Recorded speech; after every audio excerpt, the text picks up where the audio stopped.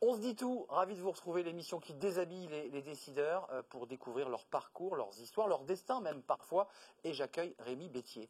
Bonjour. Bonjour Rémi. Bonjour. Comment ça va? Ça va très bien et vous-même? Directeur général France de chez Carrefour.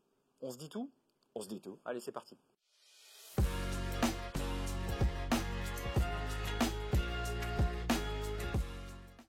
Avec nous, Rémi Bettier. Bonjour Rémi. Bonjour. On est très heureux de vous accueillir ici. Vous allez d'ailleurs prendre un petit café ou prendre un verre si vous le souhaitez pour vous détendre. On se dit tout, c'est l'émission qui déshabille les décideurs. Vous êtes le directeur général Carrefour France. D'abord, commençons par vous, parce que c'est intéressant. Peut-être que vos collaborateurs, tous ceux qui sont dans le groupe, vous connaissent sans vous connaître réellement. Vous êtes d'origine, vous êtes né au Liban? Je suis né au Liban, tout à fait. C'est un pays, c'est votre pays non seulement d'origine, mais de cœur. Comment vous le regardez, votre pays, en ce moment? Alors, moi, je suis né au Liban. Avec douleur? J'ai fait mon lycée au Liban.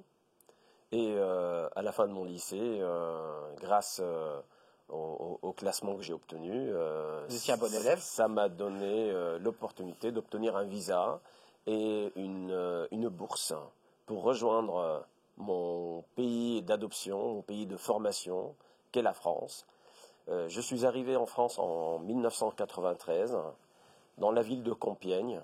J'ai fait une MIAGE, une maîtrise d'informatique appliquée à la gestion, Oui. une école de commerce.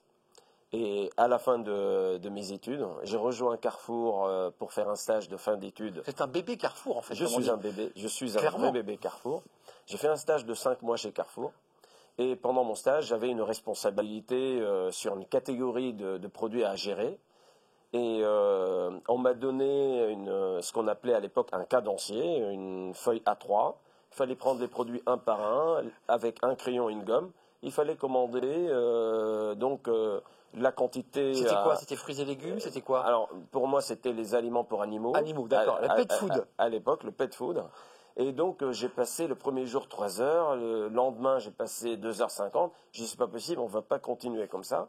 Et donc, ayant des notions de chiffres, de mathématiques et d'informatique, donc j'ai écrit un algorithme pour automatiser la commande chez Carrefour. En fait, je ne savais pas que je le faisais pour Carrefour. Moi, je le faisais pour moi. Pour gagner du temps, en fait. Pour gagner du temps en tant que stagiaire. Ah, bien sûr. Effectivement, du jour au lendemain, je suis passé de 3 heures à 3 secondes. Et avec un manager ou un supérieur qui a ouvert des grands yeux, qui a dit, mais qu'est-ce que tu as fait? Mon directeur de magasin, avec qui j'ai évolué par la suite, donc Noël Priou, effectivement, il m'a vu, il m'a dit, est-ce que vous pouvez faire la même chose au niveau de tout le rayon, puis après tout le secteur, puis après tout le groupe? Le président de Carrefour est venu à l'époque dans le magasin. Incroyable. Et effectivement, on a déployé la formule. Une formule que j'ai trouvée après à Taïwan, quand j'ai fait Carrefour Taïwan. On va y venir, ouais. Je l'ai trouvée aussi en Argentine. Et donc, c'est une fierté pour moi d'avoir démarré comme ça. Vous me dites, Rémi, que c'est parce que vous étiez bon en maths et finalement avez envie de dégager un peu de temps sur vos journées que vous êtes devenu le directeur France de Carrefour. C'est parce que vous aviez l'envie de quoi? De rationaliser, d'accélérer? C'était quoi votre... Je ne suis pas mauvais en maths. Je pense que ma première force, et je le dis objectivement, c'est vraiment l'amour des gens, cette énergie que me pousse pour aider les gens, aimer les gens. Alors, je ne suis pas médecin, je ne suis pas pompier, mais je suis quelqu'un... Mais vous vous rangez dans cette catégorie-là. Effectivement, moi je me réveille le matin et je me dis, la satisfaction du client pour moi est un objectif à atteindre, l'émancipation des salariés, la prospérité des investisseurs, le respect des institutions, l'écologie, pour moi, sont 5 thèmes qui m'accompagnent en permanence. En parlant des salariés, aujourd'hui chez Carrefour France, nous sommes 150 000 salariés. 82 000 gérés en propre et 70 000 avec des partenaires franchisés. Franchisés, absolument. Donc nous sommes 150 000. Tous les jours en France, nous avons l'honneur de servir 3 millions de clients à travers nos magasins, à travers nos plateformes digitales et e-commerce. Et donc, pour moi, c'est une grande fierté, effectivement, de gérer cet écosystème en France, dans cette boîte qui porte les couleurs de la France. C'est vrai. Et effectivement, c'est mon énergie, c'est l'amour des gens et puis l'amour de faire le travail avec responsabilité. Mais Rami, une fois que vous avez posé l'uniforme, la passion qui vous habite, qui vous fait lever le matin, c'est quoi les moments de détente que vous vous accordez? C'est quoi les moments où vous vous ressourcez pour justement reprendre de l'énergie et repartir le lundi à fond avec Carrefour? Je me rappelle quand le président de Carrefour, Alexandre Bompard, m'a confié la mission de Carrefour Argentine. Carrefour Argentine perdait beaucoup d'argent. Et donc, on s'était dit avec Alexandre Bompard qu'on se donnait 1 an pour voir si on pouvait maintenir notre position dans le pays ou s'il fallait prendre d'autres décisions. J'ai vite compris que j'étais responsable de 16 000 emplois, de plusieurs centaines de milliers d'Argentins qui venaient dans un contexte très inflationniste, une crise forte, qui venaient acheter quand même chez Carrefour et trouver leur bonheur chez Carrefour. Et donc, fort de ce constat, j'ai senti cette responsabilité de 16 000 emplois, 16 000 familles. Et donc, à chaque fois j'y pensais, à chaque fois je me disais, il y a un sacerdoce dans il y a quelque chose à faire. C'est très sacerdotal ce que vous racontez. Je me rappellerai toujours de cet épisode où, quand j'ai fini ma mission, Alexandre Bompard m'a demandé de prendre la direction générale de Carrefour Espagne. Je suis arrivé à l'aéroport avec ma femme et mes 3 enfants. Il y avait une foule de Carrefour qui m'attendait. Et je me rappelle l'épouse de l'un de mes collaborateurs qui me dit « Muchas gracias, merci beaucoup pour ce que vous avez fait. Aujourd'hui, on a encore un salaire à la fin du mois grâce à tout le travail qui a été fait. » Donc ça, pour moi, c'est un moment de détente. En fait, vous êtes 100% Carrefour. Enfin, tel que vous me parlez là, il n'y a pas de moment où vous prenez un bon bouquin, où vous sortez une poêle et une casserole que vous mettez sur votre feu. Il n'y a pas un moment où vous dites, tiens, je vais aller me faire 20 km dans la forêt. C'est tout le contraire. Alors, vous êtes dingue. Alors, tout le contraire, parce que pour être un bon dans le travail, il faut être bon partout. Mais ouais. Alors, je prends le temps pour faire du sport, je lis énormément. Voilà. Je voyais un livre sur la table que j'ai récupéré et ce sera lu, j'espère, dans les prochains jours. Je pense que l'équilibre entre vie personnelle et vie professionnelle, c'est quelque chose d'indispensable pour la vie d'un manager. Clairement. Parce qu'il faut prendre du recul. Je ne sais pas finir ma journée sans faire une méditation qui me permet de me retrouver, de me ressourcer. Je ne sais pas finir l'année sans aller voir mes parents. Je ne peux pas finir une semaine sans retrouver ma petite famille. Il faut avoir une vie intérieure et spirituelle aussi. Je ne vis pas très loin de la forêt de Marly dans les Yvelines et je sais prendre le temps de me ressourcer et m'arrêter parce que je pense que c'est indispensable et c'est nécessaire effectivement à la réflexion stratégique et de transformation dont un manager doit se disposer. On va passer aux questions parce que vous avez choisi un certain nombre de questions parce que vous dévoilez à travers cette séquence On se dit tout, peut-être l'occasion pour vos managers. C'est les conseils que vous leur donnez là, ici, dans cette émission. C'est intéressant, il y a des messages qui passent. C'est la question du Collège de Paris et c'est tout de suite.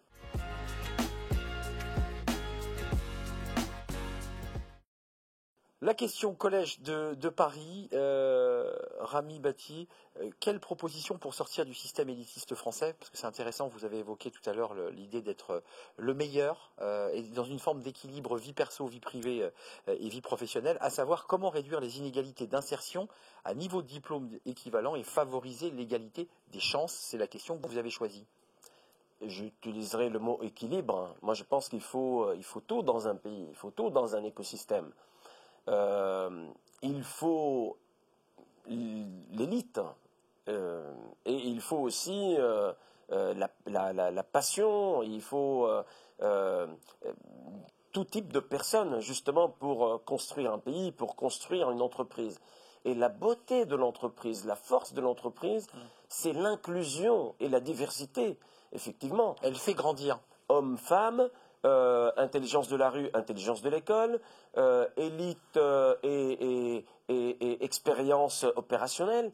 Et donc, il ne faut pas opposer, je pense, les uns aux autres. Il faut, au contraire, arrimer et marier cette diversité. Et justement, les sociétés et les entreprises les plus diversifiées sont les sociétés les plus efficaces. Et Carrefour en est l'incarnation d'ailleurs. Quand on va dans les rayons de Carrefour et qu'on voit vos collaborateurs, il y a une diversité. Absolument, absolument. Chez Carrefour, la diversité, c'est une grande valeur pour nous. J'ai mis en place en Argentine l'école des leaders. Vous parlez beaucoup de l'Argentine, hein. C'est une expérience qui vous a marqué, qui vous a vraiment marqué. C'est un retournement important, là où on a sauvé des emplois. Une école des leaders que j'ai eu la chance après de déployer en Espagne et maintenant en France. L'école des leaders est une école de l'ascenseur interne au sein de Carrefour. Et donc n'importe quel salarié, il peut postuler à l'école des leaders, il va suivre des études pendant 6 mois, et il recevra à l'issue de ces études un diplôme signé par Carrefour et par l'Université Dauphine, qui est notre partenaire. Aujourd'hui, c'est une fierté pour moi de vivre cette école des leaders en tant que formateur aussi à l'intérieur de cette école des leaders. Et nous avons déjà 1000 élèves qui ont pris l'ascenseur social, l'ascenseur de la promotion interne. Et l'école des leaders, c'est l'école anti-discrimination. On regarde ni l'âge, ni la couleur de la peau, ni le sexe de la personne, ni l'orientation de la personne. On regarde juste la passion de la personne et sa volonté à apprendre et sa volonté à progresser au sein de l'entreprise.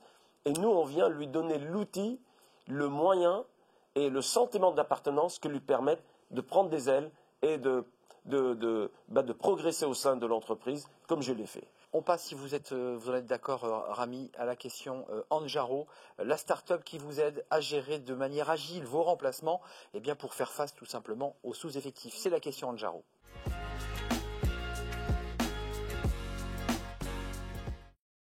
Au retour dans On se dit tout avec Rami Bettier, vous êtes toujours avec moi, c'est un vrai plaisir de partager ce moment. La question de la start-up Anjaro. Vous avez choisi cette question. Quelle action mettez-vous en place pour favoriser la transversalité au sein de votre organisation pour une meilleure agilité, une meilleure efficacité? Alors, c'est une question très importante pour moi. Nous sommes dans une entreprise qui a 60 ans d'âge et nous avons besoin de la rendre plus agile, plus simple. Et l'un des objectifs que m'a fixé Alexandre Bompard, le président de l'entreprise, est de rendre Carrefour France plus agile. Alors, je m'appuie sur 3 segments, sur 3 caractéristiques indispensables, à mon sens. Donc, 1, c'est la confiance entre les équipes. Je fais confiance aux managers, je fais confiance à mon organisation, et c'est la confiance, en fait, qui habille notre relation dans le quotidien. Deuxièmement, c'est la subsidiarité. Donc, fort de cette confiance, la subsidiarité veut dire je ne prends pas de décision qui peut être prise par un subordonné, par un collaborateur. Donc, je ne vais pas faire mon travail et le travail de tous mes collaborateurs. À la place des autres. Donc, c'est la délégation et c'est le respect de chacun. Donc, je ne vais pas signer si le document peut être signé par d'autres niveaux dans le management. Vous n'êtes pas un président omnipotent, comme on dit. Et donc cette subsidiarité, j'en parle aussi souvent dans le cadre de ma participation à l'armée de l'air. Je suis colonel réserviste de l'armée de l'air française et effectivement avec l'ADRH de l'armée de l'air auprès de laquelle je travaille et on réfléchit, mais on parle beaucoup aussi de cette subsidiarité, c'est comment rendre les hommes sur le terrain plus agiles et plus autonomes en quelque sorte, dans leur choix. Donc la confiance, la subsidiarité, mais aussi le mot digitalisation essentiel et simplification. Donc digitaliser et simplifier. Et je dis à mes équipes, à chaque fois on pense qu'on a fini de simplifier, il faut recommencer. Parce que c'est comme une douche à prendre tous les jours. En fait, à chaque fois on pense que c'est fait, il faut refaire. Toujours, il faut simplifier. Le process, parce que en fait, ce que vous évoquez là, c'est la lourdeur des process qu'il faut en permanence disrupter. Et parce que tous les jours, on rajoute des concepts, on rajoute des idées, et cela s'accompagne à chaque fois d'une lourdeur de processus, de réflexion. Après, il faudra venir tailler. Donc, la confiance, la subsidiarité et la digitalisation, l'ensemble de ces choses-là nous permettent aujourd'hui, effectivement, d'atteindre des résultats en termes de simplification et d'agilité, en termes de prise de décision. Je prends un exemple. Une hôtesse de caisse chez nous, chez Carrefour, Avant, elle pouvait discuter avec un client qui disait qu'il y a 10 centimes d'écart de prix entre ce qu'il a vu en rayon et ce qu'il a en caisse. Oui. Et avant, il fallait qu'elle aille à l'accueil. C'est vrai. Le test de caisse, elle peut lui dire, écoutez, 10 centimes, je vous fais cadeau 10 centimes, disons, voilà, ou bien le produit est à vous, et puis on n'en parle plus. Donc, elle est autonome, elle peut prendre des décisions sans se référer à un autre manager et à les vérifier sur les systèmes. Donc, c'est de l'autonomie donnée à la base de la société et bien sûr à toutes les couches managériales chez Carrefour. Dernière question, et vous serez face à la caméra, Rami Bettier, pour alerter, faire une proposition concrète. Vous aurez un petit pupitre bleu, blanc, rouge pour vous exprimer comme si vous étiez un élu. Alors vous n'êtes plus là donc pendant 1 minute, le CEO Carrefour France, mais vous faites une proposition concrète. C'est la question de l'hémicycle, c'est tout de suite.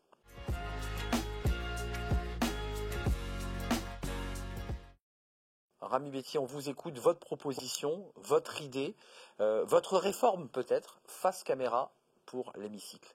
Je crois que la France est un grand pays. La France est mon pays. Je crois que la France aujourd'hui a toutes les forces et tous les moyens pour réussir dans cette période exceptionnelle. Et je crois que pour réussir comme une nation, comme une patrie, je pense qu'on a besoin de l'ensemble des composantes de notre nation. Et moi, je crois en la diversité, je crois en chaque Français, quelles que soient ses origines, quelles que soient ses couleurs, quelle que soit sa croyance, quel que soit son sexe ou son orientation. Je pense que la force de la France, c'est la somme de toutes ses compétences, de toutes ses beautés. Et je suis certain que les décideurs, les bons décideurs engagés, iront dans cette direction. Merci beaucoup Rami Bettier d'être venu nous rendre visite. Malgré votre emploi du temps, on l'a entendu, immergé 100%, j'allais dire 99%, parce qu'on a découvert que vous étiez aussi réserviste de l'armée de l'air et que vous apportiez aussi vos compétences et votre rigueur à l'armée française. Merci de nous avoir rendu visite dans l'émission On se dit tout. C'était un vrai plaisir de partager ce moment avec vous. Merci à vous, merci pour votre fidélité et puis évidemment à très bientôt pour un prochain numéro. Décideurs engagés, l'émission TV de l'hémicycle animée par Arnaud Ardouin qui déshabille les décideurs, qui nous permet d'appréhender ce qui chaque jour leur donne envie de se battre et de réussir.